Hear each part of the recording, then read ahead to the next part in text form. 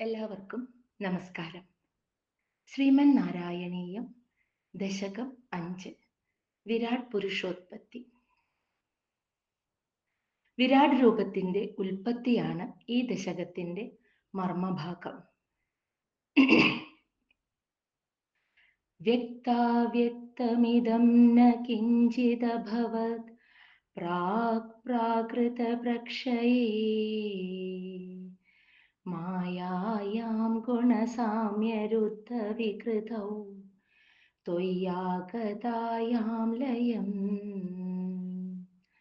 No മൃത്യുശ്ച തദാമൃതം ച സമഭൂത് നാഹ്നോ ന രാത്രേ സ്ഥിതി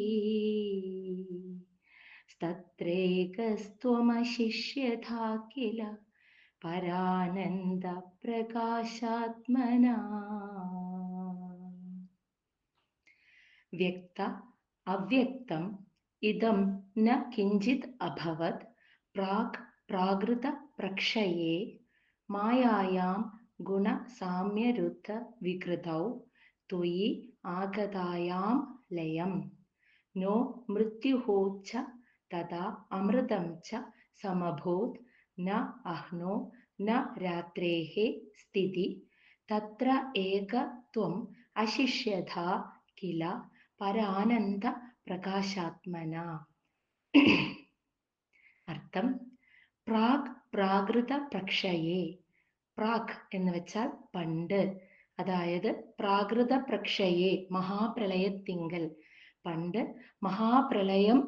മഹാപ്രളയം നടന്നപ്പോൾ മായായാം ഗുണ സാമ്യരുദ്ധ വികൃതൗ, മായ അതിൻ്റെ ത്രിഗുണങ്ങൾ സത്വരജതമോ ഗുണങ്ങൾ അത് തുല്യമായ തോതിൽ നിന്നപ്പോൾ എന്നാണ് അർത്ഥം. സാമ്യരുദ്ധ വികൃതൗ, മായയുടെ സത്വരജതമോ ഗുണങ്ങൾ തുല്യമായ അളവിൽ നിന്നപ്പോൾ, അതായത് ആ ഗുണം സാമ്യത്താൽ തടുക്കപ്പെട്ട വികാരമുള്ളതായിട്ട് എന്നർത്ഥം. അതായത് മായയ്ക്ക് ഒരു ചേഷ്ടയുമില്ലാതെ അനക്കമില്ലാതെ നിന്ന സമയം.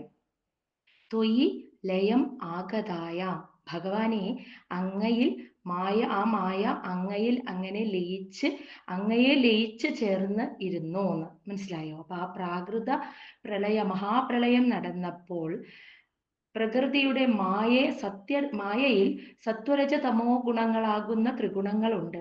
ഈ 3 ഗുണങ്ങളുടെയും തോത് തുല്യമായ അളവിൽ നിന്നപ്പോൾ മായയ്ക്ക് അനക്കമുണ്ടായിരുന്നില്ല, ചേഷ്ടകൾ ഉണ്ടായിരുന്നില്ല. അങ്ങനെ മായ ഭഗവാനെ അങ്ങയിൽ ലയിച്ചു ചേർന്ന് സ്ഥിതി ചെയ്തപ്പോൾ വ്യക്ത അവ്യക്തം ഇതം, വ്യക്തമായതും അവ്യക്തമായതുമായ ഇതം ഈ പ്രപഞ്ചം എന്ന് വെച്ചാൽ വ്യക്തരൂപത്തിലുള്ള സ്ഥൂലമായതും അവ്യക്ത രൂപം എന്ന് വെച്ചാൽ സൂക്ഷ്മമായതുമായ ഈ പ്രപഞ്ചം കിഞ്ചിത് ന അഭവത്, ഇവിടെ ഒട്ടും തന്നെ ഉണ്ടായിരുന്നില്ല എന്ന്.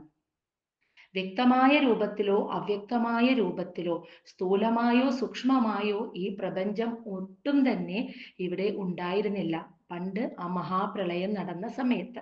കാരണം മായയുടെ പ്രകൃതിദത്തമായ ആ സത്വരജ തമോ ഗുണങ്ങളുടെ വ്യതിചലനം, അതിൻ്റെ അളവിൽ വരുന്ന വ്യതിയാനത്താലാണ് ഇവിടെ എല്ലാം ഉണ്ട് എന്ന ഒരു തോന്നൽ, സങ്കല്പ രൂപത്തിൽ എല്ലാം ഉണ്ട് എന്നൊരു തോന്നൽ നമുക്കുണ്ടാകുന്നത്.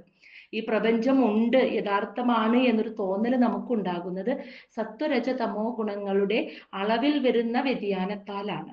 പക്ഷേ ആ നൈമിത്തിക പ്രളയം നടക്കുന്ന ആ സമയത്ത് മായ ഭഗവാനിൽ ലയിച്ചിരിക്കുകയാണ്. മായയ്ക്ക് ചേഷ്ടകളില്ല, അനക്കമില്ല. എന്ന് വെച്ചാൽ സത്വരജ തമോ ഗുണങ്ങളുടെ അളവിൽ വ്യത്യാസമില്ല, അത് തുല്യമായ തോതിൽ നിൽക്കുകയാണ്. ആ സമയത്ത് മായ ഒന്നും ചെയ്യുന്നില്ല, അനക്കമില്ലാതെ അങ്ങയിൽ ലയിച്ച് സ്ഥിതി ചെയ്യുകയായിരുന്നു. അതുകൊണ്ട് തന്നെ സ്ഥൂലമായതും സൂക്ഷ്മമായതുമായ ഒരു തരത്തിലും ഈ പ്രപഞ്ചം ഒട്ടും തന്നെ ഇവിടെ ഉണ്ടായിരുന്നില്ല. തഥാ അപ്പോൾ മൃത്യുഹു ച അമൃതം ച നോ സമഭൂത്, അതായത് അപ്പോൾ മരണം ഉണ്ടായിരുന്നില്ല, അമൃതം എന്ന് വെച്ചാൽ ജനന മരണം, അതായത് മോക്ഷം, അതും ഉണ്ടായിരുന്നില്ല. മൃത്യു എന്ന് വെച്ചാൽ ഉദ്ദേശിക്കുന്നത് മരണം, ജനനവും മരണവും എന്നാണ് അർത്ഥം. മൃത്യു എന്നതുകൊണ്ട് ഇവിടെ ഉദ്ദേശിക്കുന്നത് ജനനവും മരണവും എന്ന് വെച്ചാൽ ആ ഒരു സംസാര ബന്ധനം, ഈ ലോക ജീവിതമാകുന്ന ബന്ധനം, ആ ബന്ധനത്താലാണ് മരണം, വീണ്ടും ജനനം, വീണ്ടും മരണം, വീണ്ടും ജനനം, ഇതിങ്ങനെ തുടർന്നു കൊണ്ടിരിക്കുന്നത്. അതും ഉണ്ടായിരുന്നില്ല. അമൃതം ച, മരണമില്ലാത്ത അവസ്ഥ എന്ന് വെച്ചാൽ മോക്ഷം, അതും ഇവിടെ നോ സമഭൂത്, ഉണ്ടായിരുന്നില്ല. ഇനി അഹ്നഹ സ്ഥിതിഹി ന, പകല് എന്നൊരു സ്ഥിതി ഇവിടെ ഉണ്ടായിരുന്നില്ല. രാത്രേഹേ സ്ഥിതിഹി ന, രാത്രി എന്ന ഒരു സ്ഥിതിയും ഇവിടെ ഉണ്ടായിരുന്നില്ല. എന്ന് വെച്ചാൽ ദിനരാത്രങ്ങളുമില്ല, ജനന മരണങ്ങളുമില്ല, മോക്ഷവുമില്ല, ഒന്നും തന്നെ ഇവിടെ ഉണ്ടായിരുന്നില്ല. തത്ര, അപ്പോൾ ത്വം പരാനന്ദ പ്രകാശാത്മന, ത്വം ഭഗവാനെ അങ്ങ് പരമാനന്ദ സ്വരൂപനും അതുപോലെ പ്രകാശ സ്വരൂപനുമായിട്ട് ഏകഹ, ഏകനായിട്ട് അശിഷ്യതാഹ കില, അങ്ങ് മാത്രമേ ഇവിടെ അവശേഷിച്ചിരുന്നുള്ളൂ എന്നാണ് ഈ ശ്ലോകത്തിന്റെ അർത്ഥം. അതായത് ആ മഹാപ്രളയം നടക്കുന്ന സമയത്ത് ഭഗവാനെ, ആ പരമാത്മാവിൽ ലയിച്ചു ചേർന്ന് കിടന്നിരുന്ന മായയുടെ സത്വരജ തമോ ഗുണങ്ങളാകുന്ന ത്രിഗുണങ്ങൾക്ക് വ്യതിചലനമില്ലാതെ, അതിൻ്റെ തോതിൽ വ്യത്യാസമില്ലാതെ തുല്യമായി നിന്നപ്പോൾ മായയ്ക്ക് ഒരു ചേഷ്ടകളും ഉണ്ടായിരുന്നില്ല. അതുകൊണ്ട് തന്നെ മായ അങ്ങയിൽ ലയിച്ചു ചേർന്ന് കിടക്കുകയായിരുന്നു. അതിനാൽ ഇവിടെ സ്ഥൂലമായോ സൂക്ഷ്മമായോ രൂപത്തിൽ പ്രപഞ്ചം ഒന്നും തന്നെ ഉണ്ടായിരുന്നില്ല. അതുമാത്രമല്ല, ജനന മരണങ്ങളില്ല, മോക്ഷവുമില്ല, അതുപോലെ പകലുമില്ല, രാത്രിയുമില്ല. ഭഗവാനെ പരമാനന്ദമായും പ്രകാശസ്വരൂപനായും അങ്ങ് മാത്രമേ ഇവിടെ ഉണ്ടായിരുന്നുള്ളൂ. അതാണ് ഈ ശ്ലോകത്തിൽ പറയുന്നത്. അതായത് വിരാട് വിരാട് പുരുഷന്റെ ഉൽപ്പത്തി എന്ന് വെച്ചാൽ പ്രപഞ്ചത്തിന്റെ സൃഷ്ടി രഹസ്യമാണ് തുടർന്നുള്ള ശ്ലോകങ്ങളിൽ മേൽപ്പത്തൂർ നമുക്കായി പറഞ്ഞു തരുന്നത്. ശ്ലോകം 2. കാലകർമ്മ ഗുണാംശ്ച ജീവനിവഹ വിശ്വം ച കാര്യം വിഭോ ചില്ലീലാരതിമേയുഷി ത്വയി തഥാ നിർലീനതാമായയൂ തേഷാം നൈവ വദന്ത്യസത്വമയി ഭോ ശക്ത്യാത്മനാ തിഷ്ഠതാ नो चेत् किं गगनप्रसूनसदृशां भूयो भवेत् सम्भवात्.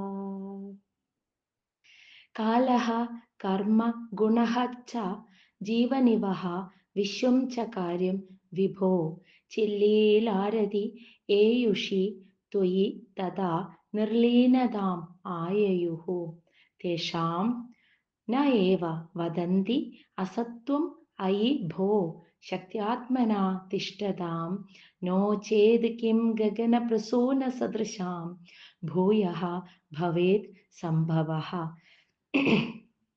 ഹേ വിഭോ, അല്ലയോ സർവവ്യാപിയായ ഗുരുവായൂരപ്പ, തഥാ അപ്പോൾ, അന്ന്, കാലഹ കർമ്മ ഗുണഃ ച, കാലം, കർമ്മം, ത്രിഗുണങ്ങൾ, ജീവനിവഹ, ജീവികളുടെ സമൂഹം, കാര്യം വിശ്വം ച, അതായത് ഈ പ്രപഞ്ചവും, ഇവയെല്ലാം ചില്ലീലാരതീം ഏയുഷി ത്വയി, അതായത് യോഗ സമാധി അവസ്ഥയെ പ്രാപിച്ച അങ്ങയിൽ, ത്വയി എന്ന് വെച്ചാൽ അങ്ങയിൽ, നിർലീനതാം ആയേയു, നിശേഷം ലയിച്ചു ചേർന്നു. ആ നൈമിത്തിക പ്രളയം സംഭവിച്ചപ്പോൾ ഈ പ്രകൃതി ശക്തി തന്നെയാകുന്ന കാലം, കർമ്മം, പ്രകൃതിയുടെ ത്രിഗുണങ്ങൾ, ഇവയെല്ലാം, അത് മാത്രമല്ല ഈ പ്രപഞ്ചം സകല ചരാചരങ്ങളും ആ ഒരു യോഗ സമാധിയിൽ അവസ്ഥയിൽ ലയിച്ചിരിക്കുന്ന അങ്ങയുടെ ഉള്ളിലേക്ക് ലയിച്ചു, പൂർണ്ണമായും നിശേഷം ലയിച്ചു ചേർന്നു. ഐ ഭോ, അല്ലയോ ഭഗവാനെ, ശക്ത്യാത്മനാ തിഷ്ഠതാം, അതായത് ആ പ്രകൃതി ശക്തി തന്നെ ആയിട്ടുള്ള അവയ്ക്കെല്ലാം, ആ കാലം, കർമ്മം, ത്രിഗുണങ്ങൾ, ഇവയ്ക്കെല്ലാം തേഷാം അസത്വം ന ഏവ വദന്തി, അവയെ അസത്വം, അതായത് അവയൊക്കെ പൂർണ്ണമായിട്ടും ഇല്ലാതാകുന്നു എന്ന് പറയുവാൻ കഴിയുകയില്ല. അതാണ് പറയുന്നത് ഏവ വദന്തി, അങ്ങനെ പറയുന്നില്ല എന്നെന്ന്, പൂർണ്ണമായിട്ടും ഇല്ലാതാകുന്നു എന്ന്. കാരണം അവ ഇല്ലാതാവുകയല്ല, അവയെല്ലാം ആ പ്രകൃതി ശക്തി, കാലം, കർമ്മം, മായ, ത്രിഗുണങ്ങൾ, ഇവയെല്ലാം ആ യോഗസമാധിയിൽ അവസ്ഥയിൽ ഇരിക്കുന്ന ഭഗവാന്റെ ഉദരത്തിലേക്ക് ഇവയെല്ലാം ലയിച്ചു ചേരുകയാണ് ചെയ്യുന്നത്.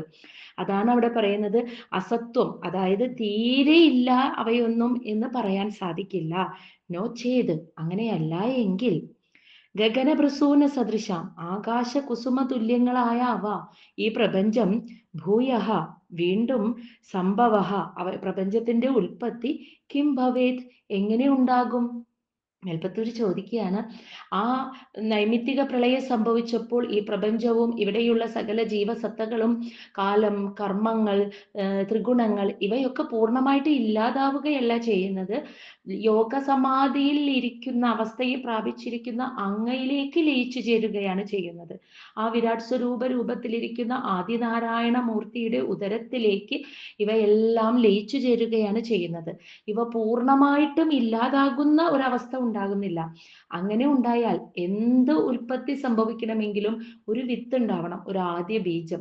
ആ ബീജത്തിൽ നിന്നാണ് എല്ലാം ഉത്ഭവിക്കുന്നത്. അപ്പോൾ ആ പ്രകൃതി ശക്തി പൂർണ്ണമായിട്ടും ഇല്ലാതായിരുന്നുവെങ്കിൽ പിന്നെ എങ്ങനെയാണ് ആകാശതുല്യം മനോഹരമായ ഈ ഒരു പ്രപഞ്ചം, ഈ പ്രപഞ്ചം പിന്നെ എങ്ങനെ ഉണ്ടാകും? പൂർണ്ണമായിട്ടും ഇല്ലാതാവുകയാണെങ്കിൽ പിന്നെ എങ്ങനെ ഉണ്ടാകും? അപ്പൊ അങ്ങനെ ഒരിക്കലും സംഭവിക്കില്ല. അത് പൂർണ്ണമായും ഇല്ലാതാകുന്നില്ല, ഭഗവാന്റെ ഉദരത്തിലേക്ക് ലയിച്ചു ചേരുകയാണ് ചെയ്യുന്നത്. അതാണ് ആ ശ്ലോകത്തിൽ പറയുന്നത്. ശ്ലോകം 3. ഏവം ചധിപരാർദ്ധകാലവികഥാ വീക്ഷാം സൃക്ഷാത്മികാ बिभ्राणे त्वयि चुक्षुभे त्रिभुवनी भावाय माया स्वयं मायाद खलु कालशक्तिरखिला दृष्टं स्वभावोऽपि च प्रादुर्भूय गुणान् विकास्य विदधो तस्या सहायक्रिया एवं च द्विपरार्धकालविगतौ ईक्षां ससृक्षात्मिकां बिभ्राणे त्वयि चुक्षुभे त्रिभुवनीभावाय माया स्वयं मायादः खलु कालशक्ति अखिलदृष्टं स्वभावः अपि च प्रादुः भूयः गुणान् विकास्य विदधु तस्य सहायक्रियाम्. അർത്ഥം, ഏവം ച, ഇപ്രകാരം. ഇപ്രകാരം എന്ന് വെച്ചാൽ മേൽപ്പറഞ്ഞ ശ്ലോകത്തില്, രണ്ടാമത്തെ ശ്ലോകത്തിൽ നമ്മൾ പറഞ്ഞുവല്ലോ, ആ നൈമിത്തിക പ്രളയം സംഭവിച്ചപ്പോൾ ഈ മുഴുവൻ പ്രപഞ്ചവും, അതുപോലെ സകല ചരാചരങ്ങളും, കാലം, കർമ്മം, ത്രിഗുണങ്ങൾ, ഇവയെല്ലാം ആ യോഗസമാധി അവസ്ഥയിൽ പ്രാപിച്ചിരിക്കുന്ന ഭഗവാന്റെ ഉദരത്തിലേക്ക് ലയിച്ചു ചേരുകയാണ് ഉണ്ടായത് എന്ന് പറഞ്ഞുവല്ലോ. ഇപ്രകാരം, അപ്പോൾ അങ്ങനെ ആ ഒരു ചിത്ത് ലീലാരതി പ്രാപിച്ചു, അതായത് ഭഗവാനിൽ നിശേഷം ലയിച്ചു ചേർന്ന് ദ്വിപരാർദ്ധ കാലവിഗതോ, അതായത് ദ്വിപരാർദ്ധ കാലം എന്ന് വെച്ചാൽ 2 പരാർദ്ധ സംവത്സരങ്ങൾ കടന്നുപോയി എന്ന്. അങ്ങനെ പോയപ്പോഴാകട്ടെ, 2 പരാർദ്ധം സംവത്സരങ്ങൾ കടന്നു പോയപ്പോഴാകട്ടെ, 2 പരാർദ്ധം എന്ന് വെച്ചാൽ, ഒരു പരാർദ്ധം എന്ന് പറഞ്ഞാൽ ബ്രഹ്മദേവന്റെ പകുതി ആയുസാണ്, അതായത് 50 വർഷം, ബ്രഹ്മാവിന്റെ 50 വർഷം. അപ്പൊ ദ്വിപരാർദ്ധം എന്ന് വെച്ചാൽ 250 വർഷം, അതായത് ബ്രഹ്മദേവന്റെ 100 വർഷം എന്നാണ് അതുകൊണ്ട് ഉദ്ദേശിക്കുന്നത്. അപ്പൊ ബ്രഹ്മാവിന്റെ 100 വർഷം ഭഗവാന്റെ ഉദരത്തിൽ മുഴുവൻ ആ പ്രപഞ്ചം, അതുപോലെ സകല ജീവസത്തകളും ത്രിഗുണങ്ങളും എല്ലാം ഭഗവാനിൽ ലയിച്ചു ചേർന്ന് അങ്ങനെ കടന്നു പോയപ്പോഴാകട്ടെ, ത്വയി ശുശ്രൂഷാത്മികാം, അങ്ങ് ഭഗവാനെ അങ്ങ് ശുശ്രൂഷാസ്വരൂപത്തിലുള്ള എന്ന് വെച്ചാല് അങ്ങ് സൃഷ്ടികർമ്മം നടത്താനുള്ള ആഗ്രഹത്താൽ ഈക്ഷാം ബിഭ്രാണേ എന്ന് വെച്ചാൽ ഒരു ഈക്ഷണം എന്ന ക്രിയയെ കൈക്കൊണ്ടുവന്നപ്പോൾ അതായത് ഭഗവാൻ ഒന്ന് ഈക്ഷണം എന്ന ക്രിയയെ കൈക്കൊള്ളുക എന്ന് വെച്ചാൽ ഭഗവാൻ ഒന്ന് നോക്കുകയാണ് ചെയ്തത്. സൃഷ്ടികർമ്മം നടത്താൻ ആഗ്രഹിച്ചപ്പോൾ ഭഗവാൻ ഒന്ന് സ്വന്തം ഉദരത്തിലേക്ക് നോക്കി. ഉദരത്തിലാണ് മുഴുവനും ലയിച്ചിരിക്കുന്നത്. ഉദരത്തിലേക്ക് നോക്കിയപ്പോൾ ത്രിഭുവനീഭാവായ, അതായത് ഭുവനത്രയമായി തീരുവാൻ വേണ്ടി മായാ സ്വയം ചുക്ഷുഭേ, മായ തന്നെത്താൻ തന്നെ ക്ഷോഭിച്ചു ഇളകി വശായി എന്നാണ് പറയുന്നത്. അപ്പോൾ 2 പരാർത്ഥം സംവത്സരങ്ങൾ ഭഗവാന്റെ ഉദരത്തിൽ അങ്ങനെ ലയിച്ചു ചേർന്ന് കടന്നു പോയപ്പോൾ, അത്രയും കാലം കടന്നു പോയപ്പോഴാകട്ടെ ഭഗവാൻ അതിനുശേഷം ഭഗവാൻ സൃഷ്ടി കർമ്മം നടത്താനായിട്ട് ആഗ്രഹിച്ചപ്പോൾ, ഭഗവാൻ അത് ഇച്ഛിച്ചപ്പോൾ ഭഗവാൻ തന്നെ ഈക്ഷണം എന്നൊരു ക്രിയയെ കൈക്കൊണ്ടു. സ്വന്തം ഉദരത്തിലേക്ക് ഒന്ന് നോക്കി. ഭഗവാന്റെ ആ നോട്ടം, ആ ഈക്ഷണം അത് തട്ടിയപ്പോഴാണ് ഭഗവാന്റെ ഉദരത്തിൽ കിടന്നുകൊണ്ട് ഭുവനത്രയമായി തീരുവാനും, അതായത് 3 ലോകങ്ങളുമായി തീരുവാൻ വേണ്ടി മായ സ്വയം അങ്ങ് ഇളകി വശായി. മായയിൽ ഇളക്കം തട്ടുക എന്ന് പറഞ്ഞാൽ സത്വരജ തമോ ഗുണങ്ങൾ ഇളകാൻ തുടങ്ങി. അപ്പോൾ അതിന്റെ തോതിൽ വ്യതിയാനങ്ങൾ വരാൻ തുടങ്ങി. മായാതഃ ഖലു, ആ മായയിൽ നിന്ന് തന്നെ കാലശക്തി അഖിലദൃഷ്ടം, കാലമെന്ന ശക്തിയും, കാലശക്തി എന്ന് വെച്ചാൽ കാലമെന്ന ശക്തിയും അതിൻ്റെ ദുഷ്കൃത രൂപമായ എല്ലാ എല്ലാ സ്വഭാവവും പ്രാദുഹു ഭൂയ തെളിഞ്ഞു വന്നു എന്ന്. അപ്പൊ കാലമെന്ന ശക്തിയുടെ സുകൃതവും ദുഷ്കൃതവുമായ അതിൻ്റെ എല്ലാ സ്വഭാവം അത് തെളിഞ്ഞു വന്നിട്ട് ഗുണാൻ വികാസ്യ, ത്രിഗുണങ്ങൾ സത്വരജ തമോ ഗുണങ്ങൾ വികസിപ്പിച്ച് വ്യാപിപ്പിച്ചുകൊണ്ട് തസ്യാഹ സഹായക്രിയാം, അങ്ങനെ ആ മായയ്ക്ക് സഹായമായി നിൽക്കുക എന്ന ക്രിയയെ വിദതുഹു, ഭഗവാനെ അങ്ങ് ആ ക്രിയ, മായയെ സഹായിക്കുക എന്ന ക്രിയ പ്രവൃത്തി ചെയ്തു, ആ പ്രവൃത്തി അങ്ങ് ചെയ്തു എന്നാണ് പറയുന്നത്. അപ്പൊ ഭഗവാന്റെ ഒരു ഇച്ഛ, സൃഷ്ടികർമ്മം നടത്തണമെന്ന് ഭഗവാൻ ഇച്ഛിച്ചപ്പോഴാണ് മായ ഉണർന്നത്. അപ്പോഴാണ് മായ ഉണർന്നത്. 3 ലോകങ്ങളായി മാറാനായിട്ട് മായ സ്വയം ക്ഷോഭിച്ച് ഇളകി വശമായത്. അങ്ങനെ കാലശക്തിയും അതിൻ്റെ സുകൃതവും ദുഷ്കൃതവുമായ എല്ലാ സ്വഭാവത്തോടും കൂടി അങ്ങ് തെളിഞ്ഞു വന്ന് സത്വരജ തമോ ഗുണങ്ങളെയൊക്കെ വികസിപ്പിച്ച് വ്യാപിപ്പിച്ചു. അങ്ങനെ ആ മായയെ സഹായിക്കുക എന്ന കർമ്മവും ആ പ്രവൃത്തിയും അങ്ങ് ചെയ്തു. ഇതാണ് ഈ ശ്ലോകത്തിന്റെ അർത്ഥം.